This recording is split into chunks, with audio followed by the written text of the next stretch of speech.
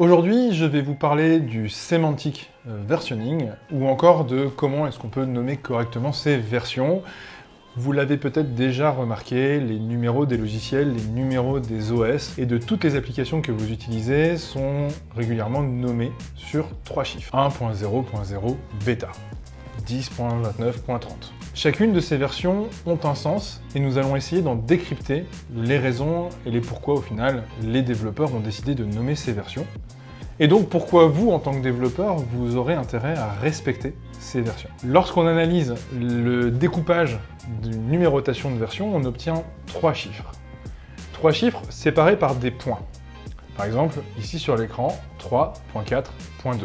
Petite notification, ce ne sont pas des virgules, mais bien des points.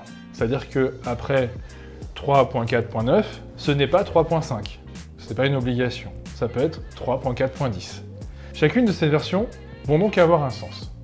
Et parfois, on va décider de rajouter à la fin de ces 3 chiffres un petit suffixe, par exemple bêta. Regardons en détail donc, les éléments qui composent cette numérotation. Le premier, donc le gros chiffre, correspond à ce qu'on appelle les releases majeures.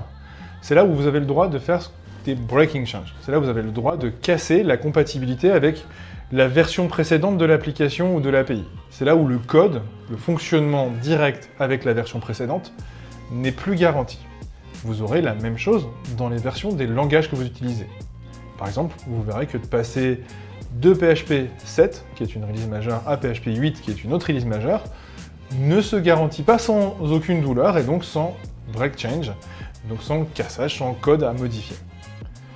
En revanche, pour les numéros inférieurs, à chaque fois qu'ils vont varier, vous devez normalement conserver la compatibilité avec le code précédent. Le numéro du milieu, qu'on appelle la release mineure, va donc considérer l'ajout de nouvelles fonctionnalités. Vous n'allez pas casser des choses, mais vous allez ajouter, enrichir le programme ou rajouter de nouvelles fonctions pour votre programme. Le troisième numéro, c'est le patch. C'est avec ce numéro qu'on va corriger les bugs. Donc c'est ce numéro-là uniquement qui varie quand on corrige les bugs. Ça signifie que si ce n'est pas une correction de bug, mais qu'il y a ajout de fonctionnalité, à ce moment-là, je dois faire varier le numéro des mineurs. À chaque fois que je fais varier, par exemple, si je fais varier le numéro des minors, ici, je vais devoir retourner à 0 sur les patchs. Par exemple, je vais faire 1.0.9, 1.0.10, et puis j'arrête, j'ajoute une nouvelle fonctionnalité, j'arrive à 1.1.0. Le troisième élément, c'est un élément optionnel, qui sont ce qu'on appelle des pré-release labels. Ces éléments vont